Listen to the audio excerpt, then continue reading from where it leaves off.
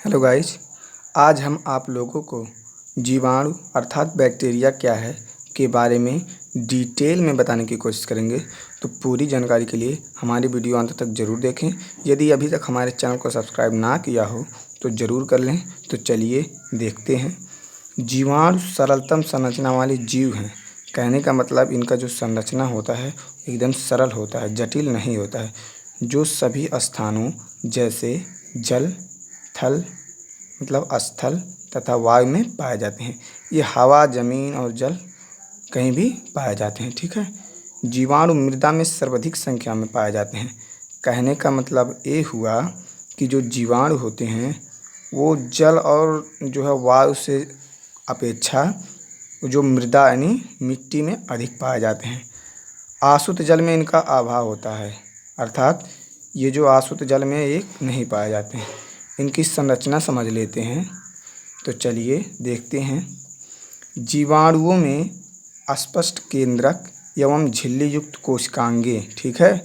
कहने का मतलब ये हुआ कि इसमें जो केंद्रक झिल्ली युक्त कोशिकांगें, एक केंद्रक जो होता है जैसे कि मनुष्य के कोशिका में केंद्रक पाया जाता है। ठीक है।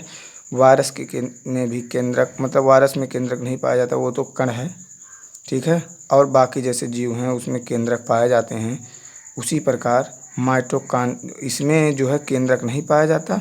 और ये जो झिल्ली युक्त कोशिकांग अर्थात जिस मतलब झिल्ली युक्त कोशिकांग हैं जैसे माइटोकॉन्ड्रिया, हरित लवक, गाल्जी काय, अंतःप्रद्रव्य जलिका। ठीक है। ये सब इनमें नहीं पाए जाते हैं। कहने का इसका आदि का अभाव होता है जीवाणुओं में। ठीक है। और इनमें 70 प्रकार का राइबोसोम पाए जाते हैं।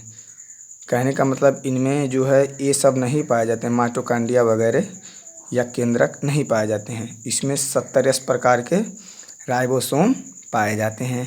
इनमें जनन, कहने का मतलब इनमें जनन मुख्य रूप से विखंडन द्वारा होता है।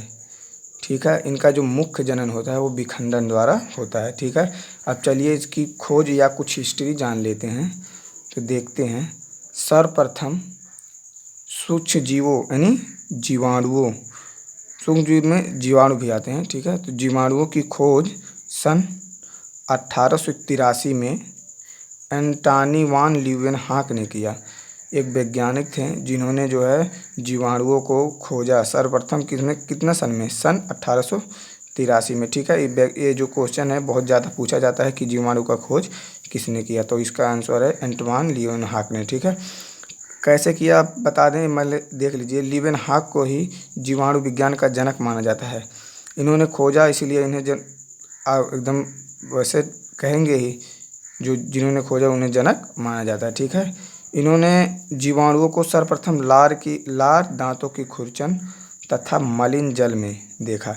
जो दांत में जो खुरचन होते हैं ना, वो जो बैठते हैं, उन्होंने उसमें इस जीवाणुओं को जो है इन जीवाणुओं को सर्वप्रथम देखा। ठीक है। इन्होंने इसी तरह इनको खोजा।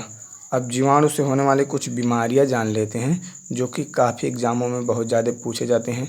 इन सबको याद करना बहुत ही महत्वपूर्ण है। इसको ट्रिक से भी लोग याद करते हैं। ठीक है। तो ट्रिक से बाद में बता देंगे ट्रिक। जैसे इसका बीमारी का पहला नाम देख लीजिए, ट्यूबरकुलोसिस। ठीक है। माइक्रोबैक्टीरियम ट्यूबरकुलोसिस जो बैक्टीरिया होते हैं। ठीक है। टीबी जो क्षय रोग है इसी को ट्यूबरकुलोसिस कहते हैं। ठीक है। निमोनिया है आपका। ठीक है। ये जो निमोनिया है आपका हैजा, इसको कॉलरा नाम से भी जाना जाते हैं।